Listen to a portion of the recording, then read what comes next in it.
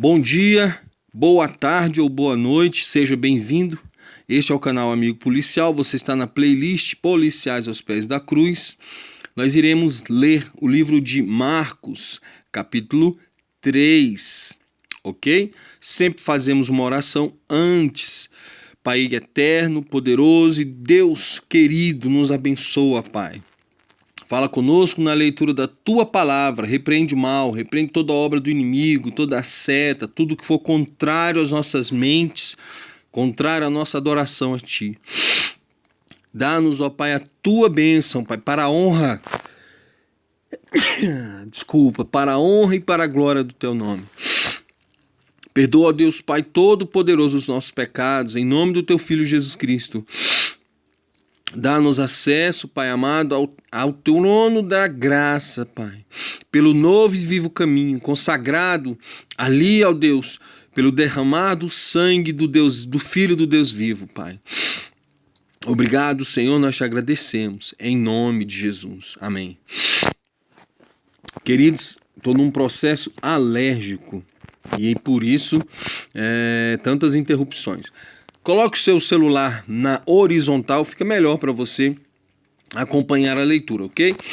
Versículo 1. Enquanto estava em Cafarnaum, Jesus foi à sinagoga. Novamente, notou que havia ali um homem com uma mão aleijada. Visto que era sábado, os inimigos vigiavam Jesus de perto, procurando um motivo para acusar Jesus. Iria Jesus curar a mão do homem? Jesus disse ao homem da mão aleijada, abre aspas, levante-se e venha para cá, fecha aspas. Versículo 4. Então, voltando-se para os outros, perguntou, abre aspas, o que é permitido realizar no sábado, o bem ou o mal? Salvar vidas ou destruir vidas? Fecha aspas. Porém, eles permaneceram em silêncio. Versículo 5. Jesus olhou para os que estavam à sua volta e, profundamente entristecido por causa do coração endurecido deles, disse ao homem, abre aspas, estenda a mão, fecha aspas. Ele o fez e imediatamente a mão dele foi curada.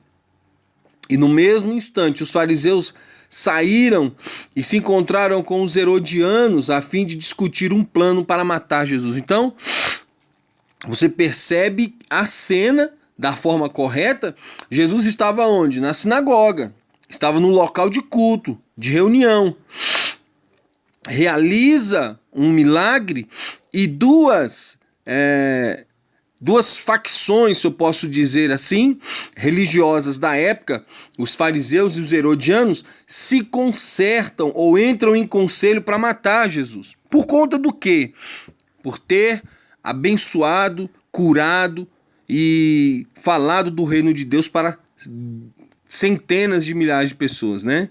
Nós não sabemos ao certo, mas milhares de pessoas foram impactadas com a pregação, com a vida e com os milagres e com a libertação que Jesus proporcionou, ok? Jesus cura multidões na praia. Versículo 7. Enquanto isso, Jesus e seus discípulos retiraram-se para o mar, seguidos por uma enorme multidão vinda de toda a Galiléia. Versículo 8. Da Judéia, de Jerusalém, da Idumeia, da região do outro lado do rio Jordão e até da região de Tiro e Sidom. Porque a notícia dos milagres dele havia se espalhado para longe e multidões vinham para ver Jesus com os próprios olhos. Versículo 9. Ele ordenou aos discípulos que arranjassem um barco para evitar que a multidão o comprimisse na praia, porque ele tinha curado a muitos naquele dia. E grande número de doentes estava aglomerado ao seu redor procurando tocar nele. As pessoas queriam ao menos tocar no Salvador. Versículo 11. Em qualquer lugar onde os espíritos imundos o viam, caíam aos pés de Jesus gritando, abre aspas, o Senhor é o Filho de Deus, fecha aspas. Porém ele os advertia severamente de que não contassem quem ele era. Jesus convoca os 12, versículo 13. Depois Jesus subiu um monte e convidou alguns a subir e reunir-se com ele ali, e eles foram. Então ele escolheu 12 deles para estarem com ele e serem enviados para anunciar o evangelho. A esses 12 ele chamou apóstolos. Eles receberam autoridade para expulsar demônios. Estes são os nomes dos 12 que escolheu: Simão, a quem ele deu por nome Pedro. Versículo 17, Tiago, filho de Zebedeu, e João, seu irmão, que Jesus chamou Boanerges, que quer dizer filhos do trovão. Versículo 18, André, Filipe, Bartolomeu, Mateus, Tomé, Tiago, filho de Alfeu, Tadeu, Simão, membro do partido dos Zelotes, e Judas Iscariotes, aquele que traiu Jesus. Então, só uma pausa, você percebe aqui Marcos fazendo a narrativa dos mesmos eventos, né? Por isso que tem ali quando você lê os evangelhos, né? Você faz um estudo comparado, como se fosse a cena de um evento contado por 4 pessoas diferentes, ok? E ali cada um pincela um detalhe. João foca mais nos milagres, o outro apóstolo vai focar mais na pessoa e nas circunstâncias mais pessoais ali de Jesus. Mas enfim, todos eles relatando como era o ministério de Jesus Cristo. Versículo 20, o pecado sem perdão. Quando Jesus voltou para casa, onde estava hospedado, o povo começou a se reunir outra vez e logo veio tanta gente que não podiam achar tempo nem para comer. Quando os familiares dele souberam do que estava acontecendo, vieram tentar levá-lo consigo para casa. Abre aspas. Ele está fora de si, fecha aspas, diziam eles. Olha os parentes de Jesus o que diziam, né? Os familiares. Aí, versículo 22. Mas os mestres da lei que haviam chegado de Jerusalém diziam, abre aspas, o problema dele é que está dominado por Belzebu, o príncipe dos demônios. É por meio dele que ele expulsa os demônios, fecha aspas. Versículo 23. Jesus chamou a todos e começou a ensiná-los por meio de parábolas. Abre aspas. Como pode Satanás expulsar a Satanás? Um reino dividido contra si mesmo cairá. Uma casa que estiver dividida contra si mesmo será destruída. Versículo 26. E se Satanás está lutando contra si mesmo, como pode ele realizar qualquer coisa? Ele não subsistiria. Ninguém pode entrar na casa de um homem forte e levar os seus bens sem antes amarrá-lo. Somente então a sua casa poderá ser saqueada e roubada. Eu afirmo a vocês a verdade. Qualquer pecado e blasfêmia do homem podem ser perdoados, mas a blasfêmia contra o Espírito Santo nunca será perdoada. É um pecado eterno, fecha aspas. Versículo 30, daqui só uma pausa, daqui Jesus ele está falando sobre a autoridade com que ele fazia o que ele fazia, e essa autoridade estava sendo manchada, ok?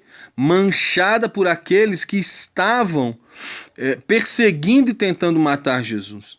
E aí, então, eles levantam a hipótese de que Jesus estava, na verdade, trabalhando, fazendo sinais por um príncipe de demônios.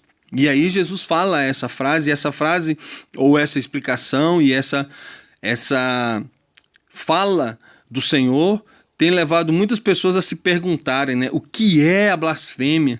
Como podemos identificar uma blasfêmia? Querido, a preocupação com isso é tão importante quanto saber quantos grãos de areia há na praia. Porque o que nós devemos, na verdade, é nos aproximar do Senhor, né?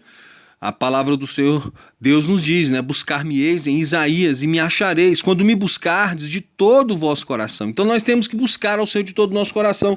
E quem busca ao Senhor de todo o coração não vai cometer um pecado que não tenha perdão, seja qual for, principalmente este que nós estamos falando.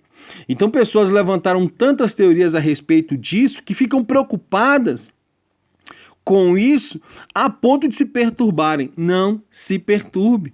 O próprio Senhor disse: não andeis ansiosos por coisa alguma. É isso. Versículo 30.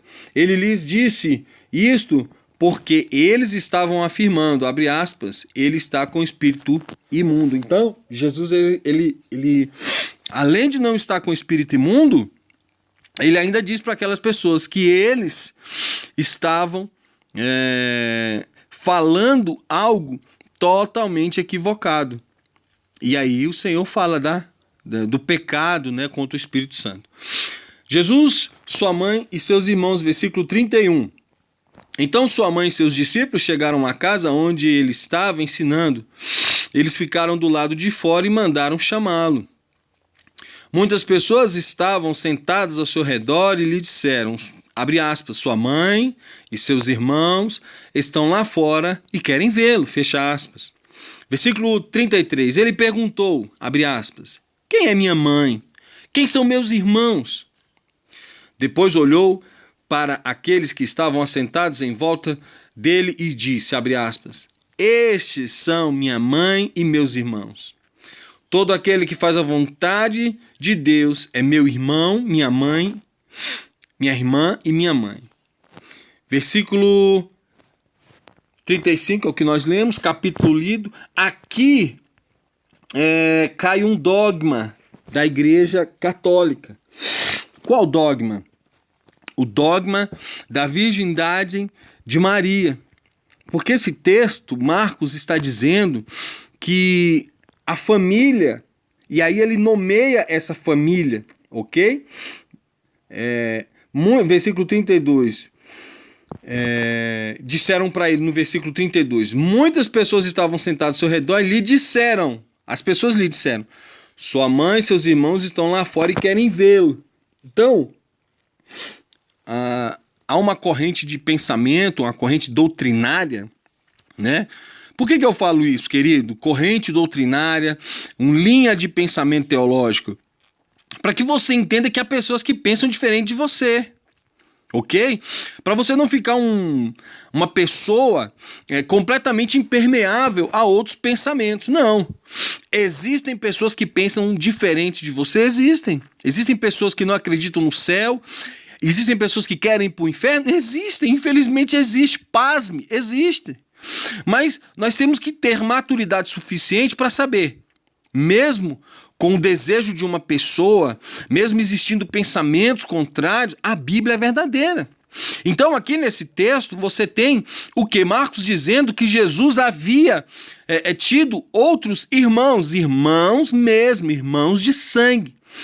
E aí a Igreja Católica não admite isso, por quê? Porque cai o dogma da virgindade de Maria. Os cristãos reformados ou evangélicos, eles não acreditam nesse dogma, justamente a base teológica seria esse texto e outros dos evangelhos sinóticos, ok? Os evangelhos relatando essa passagem. A Igreja Católica pega esse texto e afirma ser, na verdade, a palavra irmão, um termo mais coloquial, abrangente e não um termo específico, ok?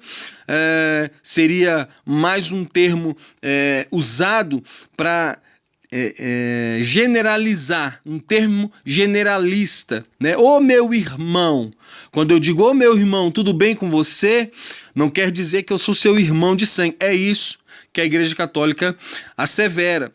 Então existem pensamentos doutrinários diferentes. Então existe a corrente doutrinária que diz Maria não permaneceu virgem, até porque ela era casada com José, não fazia nenhum sentido ela não ter outros filhos. Não é lógico Maria não ter outros filhos, ok? Maria é uma mulher abençoada que nós devemos sempre olhar para o exemplo dela, ok? E imitar o exemplo dela. Ela diz, seja feita a vontade do Senhor, eis aqui a tua serva. E essa deve ser a nossa disposição de servir e agradar e honrar ao Senhor. Mas não fazia sentido Maria depois não ter filhos. É algo ilógico. Mas enfim, são pensamentos doutrinários e aqui nós não podemos. O fulano que pensa o contrário, que Maria não tinha filhos, esse está errado. Não, são pensamentos que surgem da mesma discussão. Qual? A Bíblia. E aí eles vão lá para os originais gregos e vão dizer que o filio não era a palavra correta para ser empregada nesse texto, porque a palavra correta para ser empregada nesse texto seria outra, etc, etc, etc. Mas o fato é, as pessoas dizem, Jesus, sua mãe e seus irmãos estão lá fora. Deus abençoe a sua vida, leia novamente, medite você, lemos capítulo 3 de Marcos. O Senhor te abençoe poderosamente. Pessoal, aqui é Alexandre Mendes, amigo policial. Compartilhe o vídeo com um amigo, alguém que você quer levar a palavra do Senhor. Amém? Deus abençoe. Valeu, pessoal.